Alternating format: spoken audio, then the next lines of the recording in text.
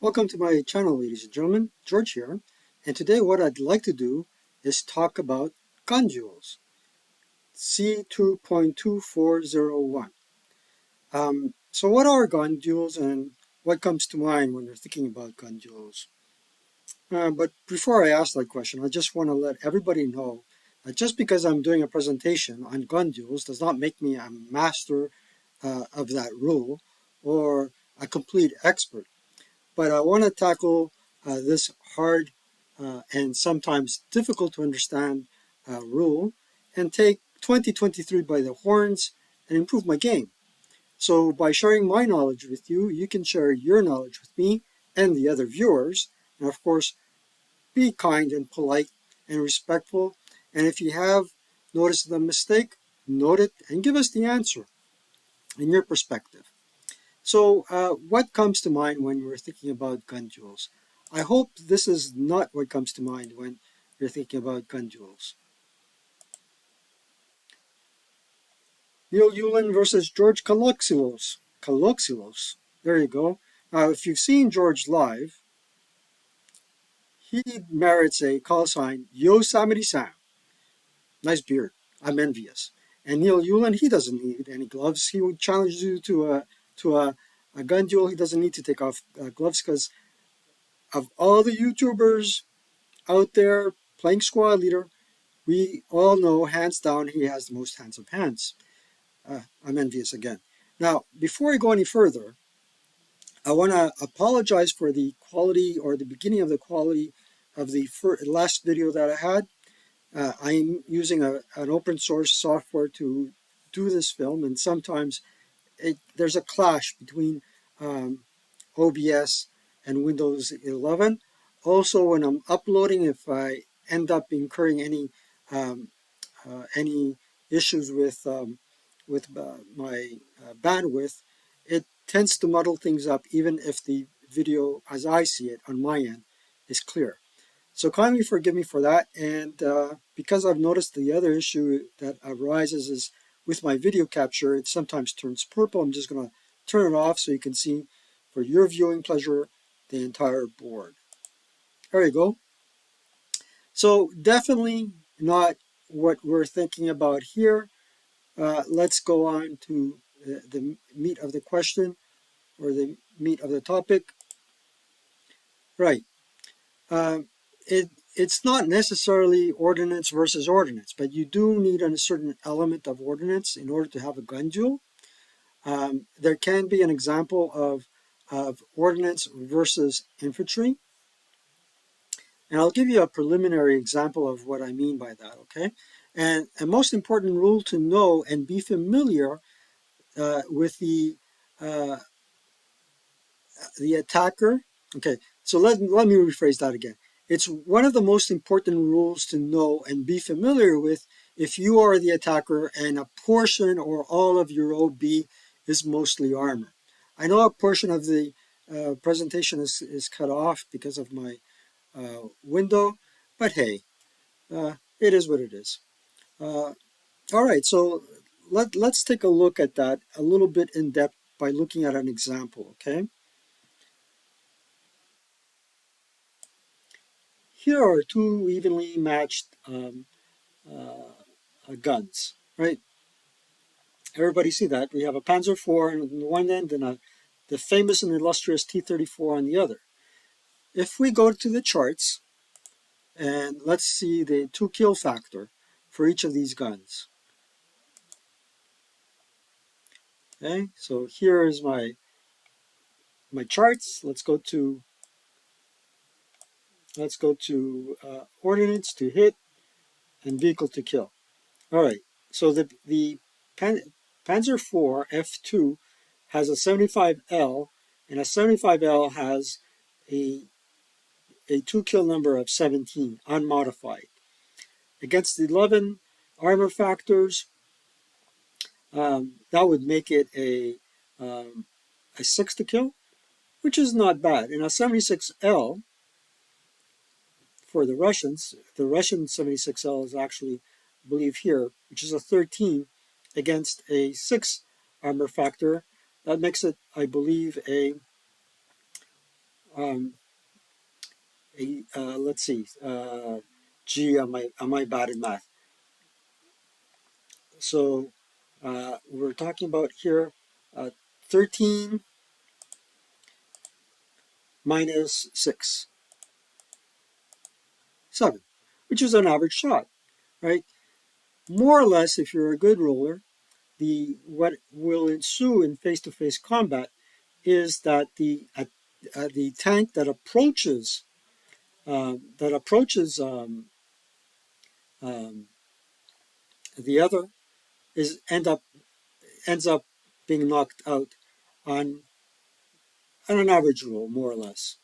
So whoever comes to face the other first has a greater likelihood of being eliminated. So the purpose of a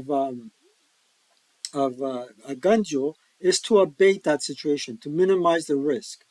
The other thing that I wanted to show you is um, what I said was before. It's not necessarily ordnance versus ordnance. It could be infantry versus ordnance.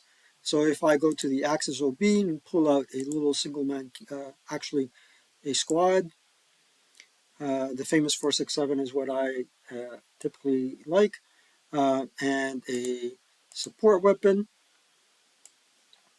Let's put an LMG and a nice leader.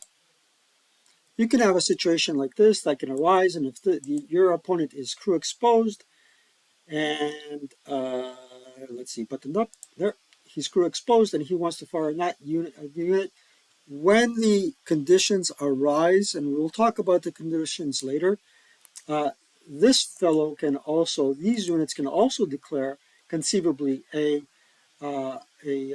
gun duel against them. This is just a generalization. We're going to go into more detail later, okay? All right. So let's go into a little bit more generalizations, I suppose. So what that reminds me of, that situation where you have tank on tank, and the first tank that pops its face or rear end to the opponent gets blasted, is the old Greek tradition of the tsakisma, or what we do is we crack eggs for Easter.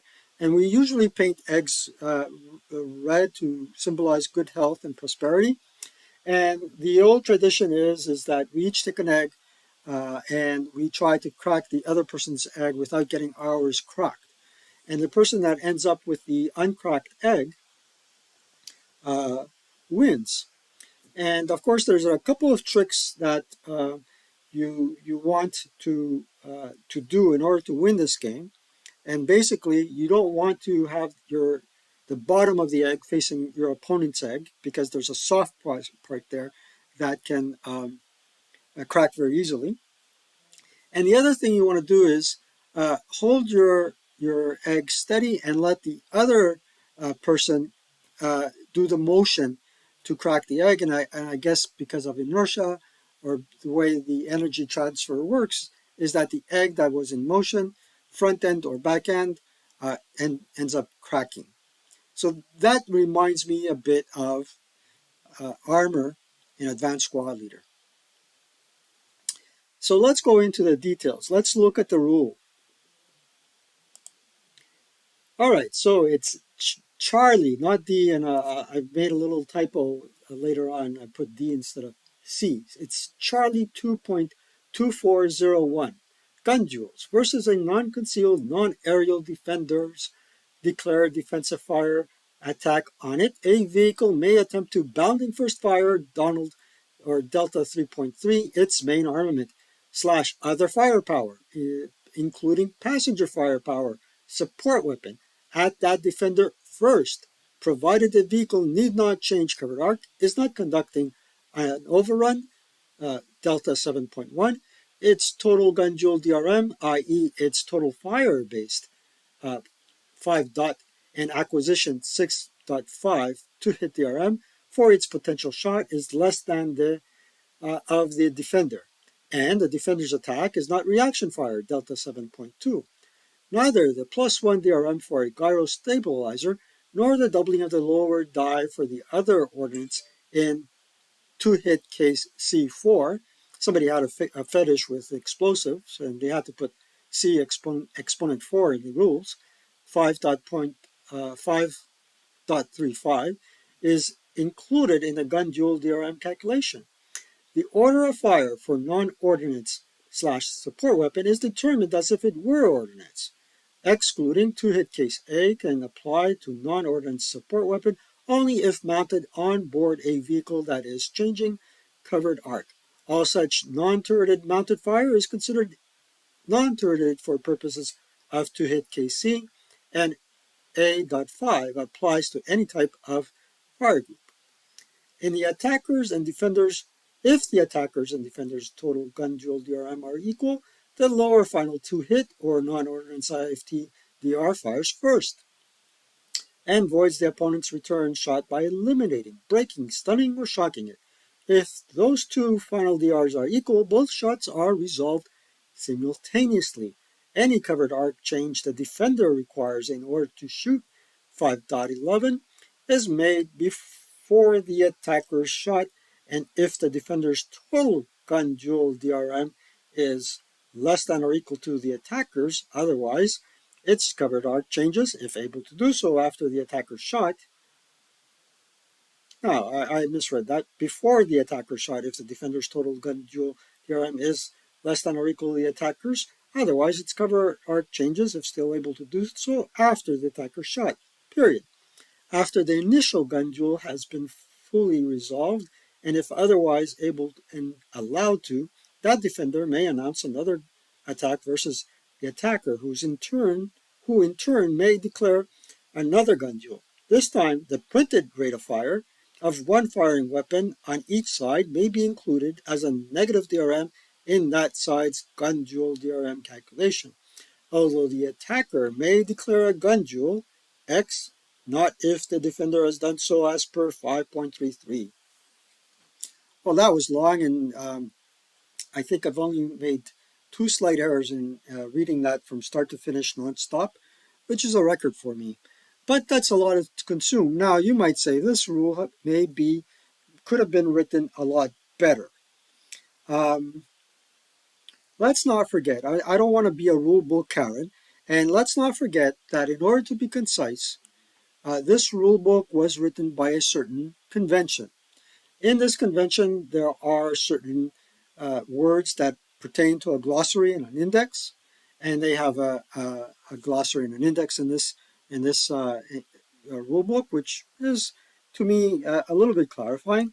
The rule does need a little bit of interpretation, like all rules do.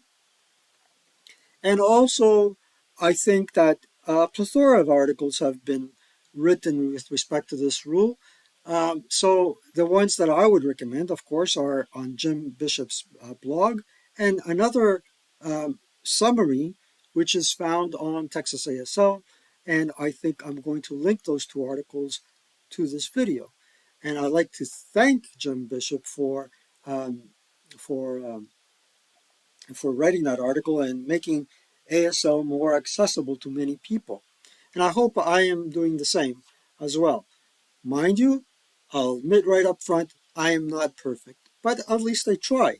Now, that is one part of an important rule. The other rule is hidden in Chapter H, which you should know about. So, here we come. So the other rule in effect is Note R in Chapter H of the American Units. And what this denotes is, or what the rule summarizes is, this armored fighting vehicle has a very fast and accurate turret traverse and also a better than normal rate of fire for a main armament of its caliber. Therefore, it is allowed the possibility of multiple hits, see 3.8, even though its main armament is greater than 40 millimeter. Moreover, in a gun duel, see 2.2401, its total fire-based two-hit DRM are halved, fractions rounded down, prior to adding any acquisition DRM. The final total of the all DRM may not be less than 0 and applies for gun duel calculations only. These abilities are signified on the counter by the rate of fire being printed on a white background. Now, If you've played any scenario with this Sherman and you did not know about gun duels, you're selling yourself short. That's why it's important to read the vehicle notes. And it would be interesting as homework for this assignment, ladies and gentlemen, now I feel like Professor George, to go through chapter H and see which to which other vehicles this note applies to, which gives a fighting chance to American armor. However, I'm not too sure, and I'm very confident that this rule does not pertain to starter kit, unfortunately. And the other bit of information that you need to know about this AFV is that it is a large target. So a +1 uh, target-based DRM applies to actually a -1 to your opponent's DRM applies to getting a successful two-hit dice roll against this armored fighting vehicle. So let's try and summarize the rule in plain English, and forgive me if you cannot see uh, the entire text. What I can do is, if you'd like, I can share this PowerPoint slide with you. So actually, it's not D2.204, it's C2.204, and I'm trying to do the 5 Ws here. Who? An attacker where an unconcealed ground-based defender declares against the attacker defensive first fire while the defender is not conducting a reaction fire and the attacker is not conducting an overrun. Also, the attacker should not be in a position to change its covered arc. Or, the defender may declare a gun duel only if the attacker is declaring bounding first fire shot prior to any MP expenditure. My source for that was the ponderous book of play aids, texasasl.com, C2.204, C2.2401, and C5.33. And to be fair to Jim Bishop, I also cited on his blog article. What an opportunity. What is it? An opportunity to attack during the movement phase before the defender gets a shot at you. Okay, the worst case scenario is he'll attack first, or the shots are going to be resolved simultaneously, which changes the face of ASL tank combat completely. It's no longer a you go, I go system. It's an override to that system, and conceivably, the attacker may get to attack first. So when, although successful ASL players view gun duels as essential, astute players are aware of the probabilities of success. Now, with respect to the probabilities of success, Jim already has an article on that. I won't reinvent the wheel, and it's interesting reading. I'm a player that doesn't really play with probabilities. If I deem a shot necessary, I'll take it even if it has low probabilities, um, providing I feel confident that the sniper will not hit me. Now, however, the ability to fire at your opponent as you move closer to your objective is imperative. So I think that players that don't take into consideration gun duels or haven't read the rule, haven't brushed up on it, we're playing the game wrong when it comes to armor and ordnance. That's more or less it. And it's a must-have. Why? Essentially, in order to succeed in securing your objectives.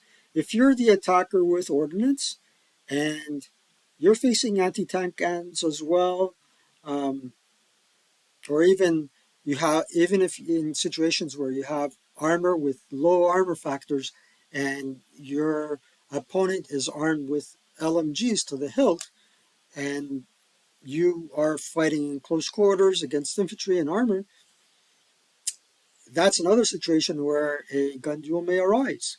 And you want to knock out the infantry and that support weapon before they knock out you.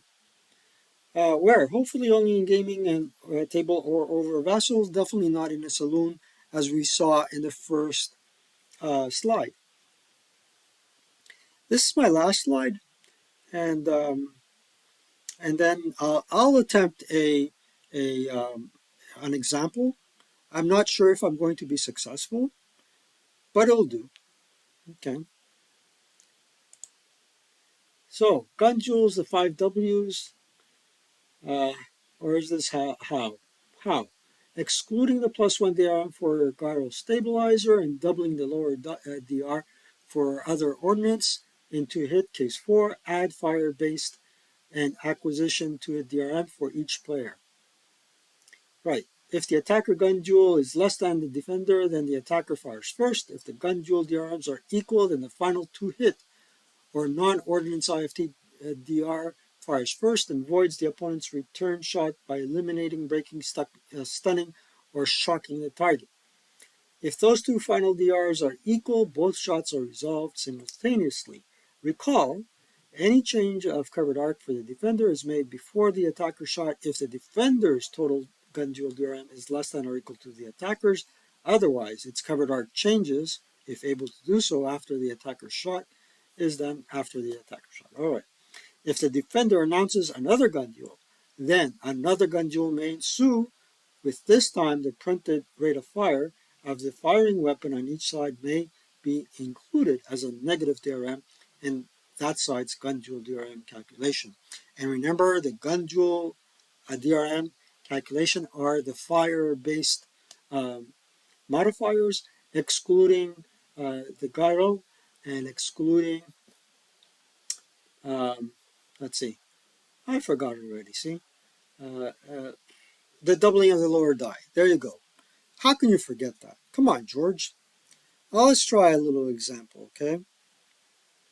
Let's go back to our beloved AFEs. Let's put this guy buttoned up, because if he's not buttoned up, um, if he's not buttoned up, what's going to happen? He can't fire.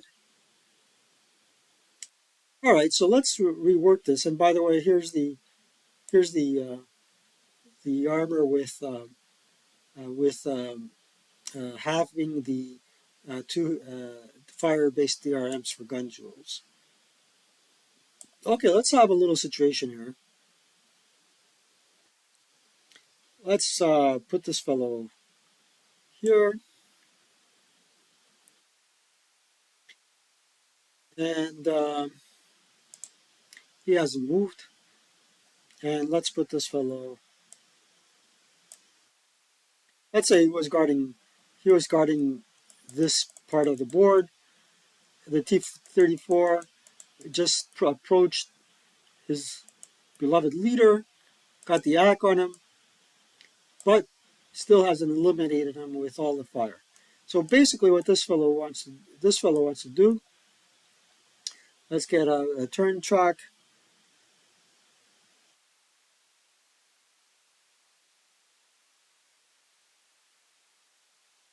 A face track.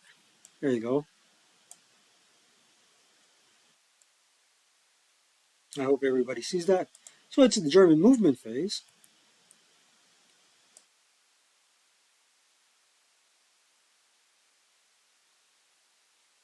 There you go.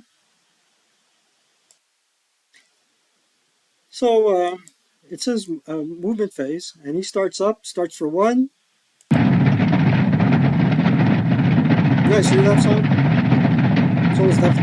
Let's try that again. Starts up for one. Oh well, he started for one.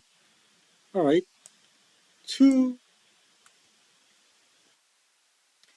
3, changes covered art. 4, 5, changes covered art. 6. Yep, fully tracked AFB and grain is 1, 6 to there. 7, 8, stop. And now I am firing on your rear end.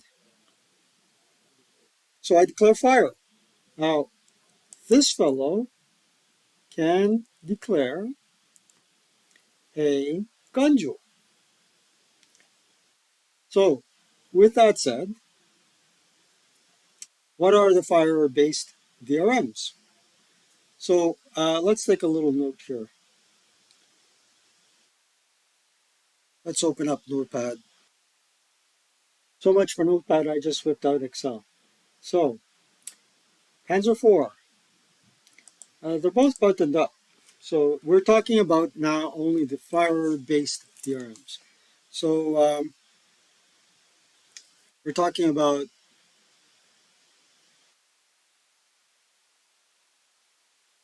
cases A to, I believe, I. Yep. So case I is +1 for each of them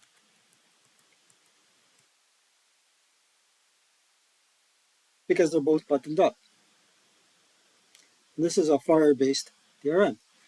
Case C4, without the doubling of the lower die, and I believe I declared a stop move, apply. So case C4 is case C, uh, which in this case, he has a normal turret, which is +1, or actually a +2, and then case C2 is another C2, and uh, +1.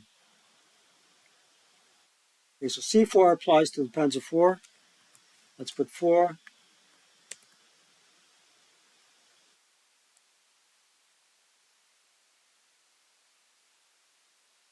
So we said that is equal to uh, KC, which is +2, slow turret,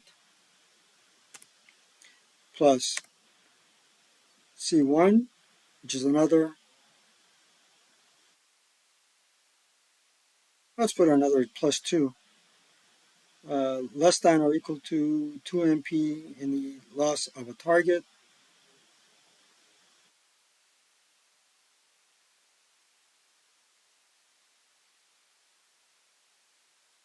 right? And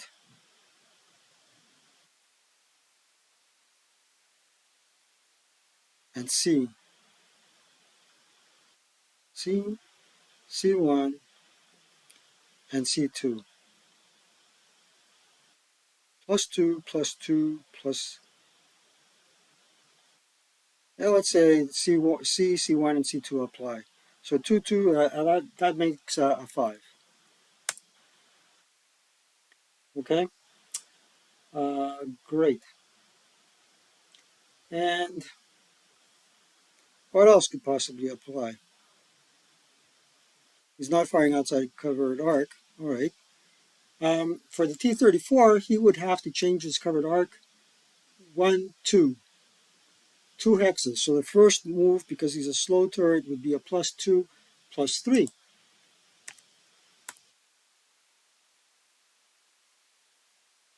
And this would be case A.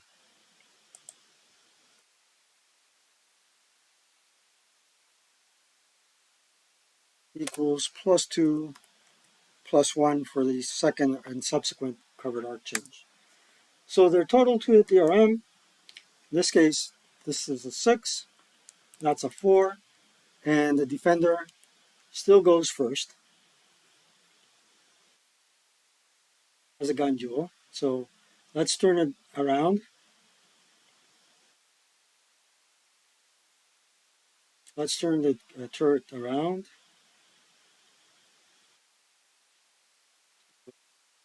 Clockwise. 1, 2.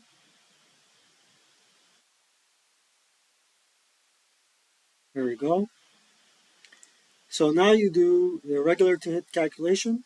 He is 4 hexes away. It is a a ordinary 10 to hit. It's not a small target.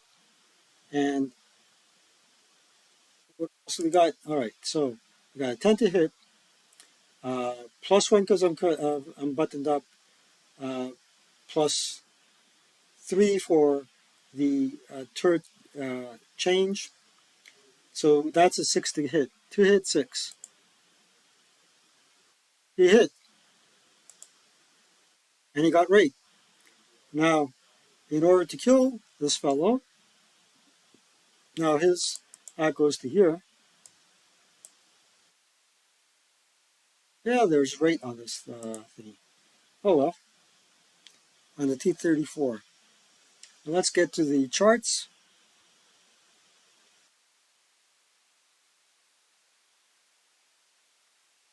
So let's say the 76L, Russian 76L, is, uh, let's look at it again. Oh, it keeps disappearing. 76L is 13, uh, minus 6. So let's roll to kill.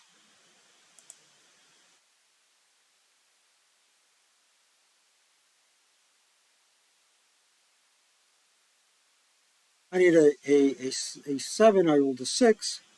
So that's one more than I needed to kill. Possible shock. And that was a turret hit. Possible shock, roll morale check, or a task check rather. Morale check. You made it. Now I get to attack back. Um, Probably not the best example. I did it on the fly. Ultimately, you can see on Jim's website an example where um, the attacker does get to fire first, um, and that would have been great.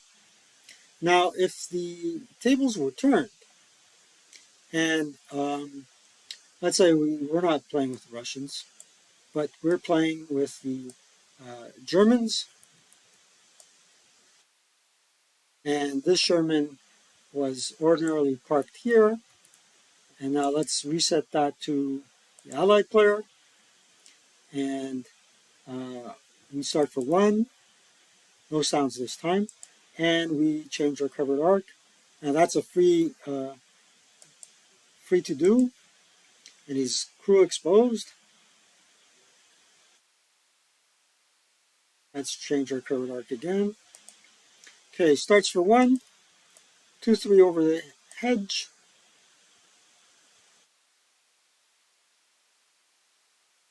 4, and 5, 6 to stop, and we declare uh, defensive first fire. No, we declare, what am I talking about? We're declaring uh, bounding first fire against him. He declares a gun duel. Now let's take a look at our gun duels DRM, right? So now we have, instead of a T-34, we have a Sherman.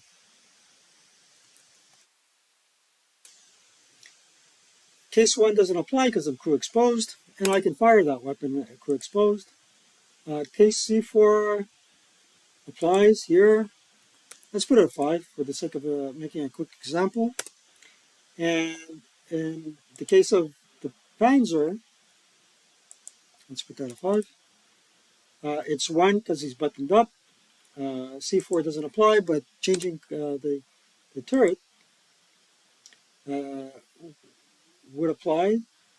So that is case A. So it would be, uh, let's see, let's just make sure of our calculations. It's a turreted vehicle, so it would be um, 1 per hex spine. So turret cover arc clockwise, 1 and 2. Now they're facing each other. Um, Again, in this case, the turret cover arc change would be a 2. So he has a 3 there. But actually, because of the white box, what the American player does is he can have his um, his gun duel DRM to 2.5.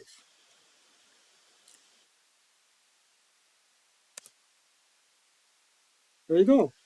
Now he as the attacker can fire first. So what would apply here is um, a two-hit dice roll of I believe +4 because he's in motion, and um, he didn't move.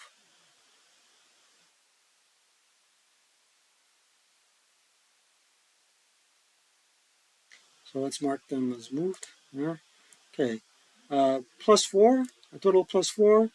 I'm not sure if the range applies or not, so let's roll it and see what would happen. And ordinary, probably a 6 to hit. We missed in any case. And what would happen if this fellow fired? And I believe in this case it's a 7. And yeah, let's say it's a 7. They both missed. And he would be marked with bounding first fire. So more or less that's what it's that's what is involved. Forgive me if I got the two hit modifiers incorrect. I think I came close enough to make it worth your while. And the other thing I'd like to say is that, well, we all make mistakes. I'm sure this presentation wasn't perfect, but I hope I inspired you and made you curious to learn more about gun duels and involve them more in your games. Because if you don't, you're probably selling yourself short. And like I said before, or if I haven't said it, I'm saying it now, uh, practice makes perfect. So that's it for me, folks. I hope you had fun. That's me. And by the way, thinking cap was the good old helmet because this requires a lot of thinking. Um, yeah, I hope you enjoyed the video. Again, I'd like to thank all the viewers and all the subscribers from start to finish. I'm not going to single out anybody because it's not fair. You've all been very kind, and um, the channel is growing, much to my surprise.